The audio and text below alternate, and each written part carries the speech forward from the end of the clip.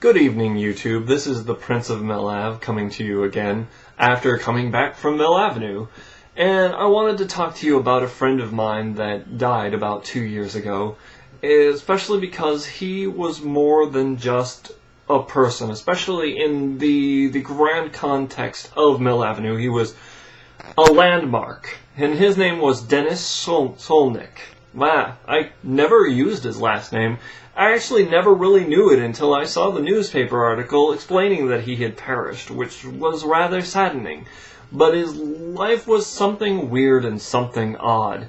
He was this old guy who always stood on the corner of 5th and Mill, right across from coffee plantations, selling newspapers. One of his most audible sayings that you heard every time walking past was, "Hello, you beautiful young people, show me your hands." And he became the food critic of Mill Avenue.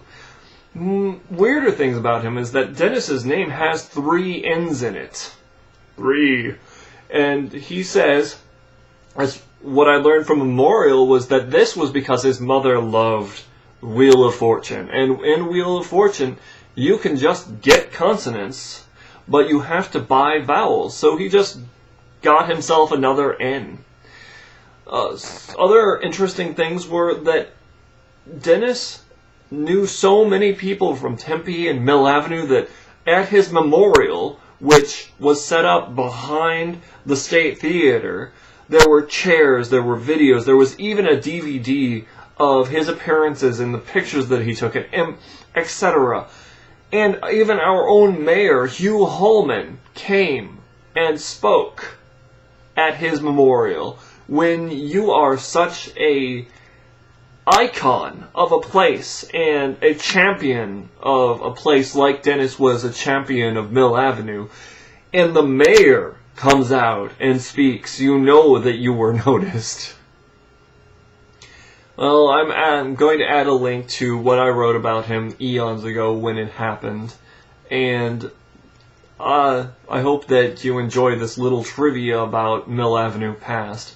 But Dennnis is missed, and he was definitely interesting. He wasn't exactly the best person in the world.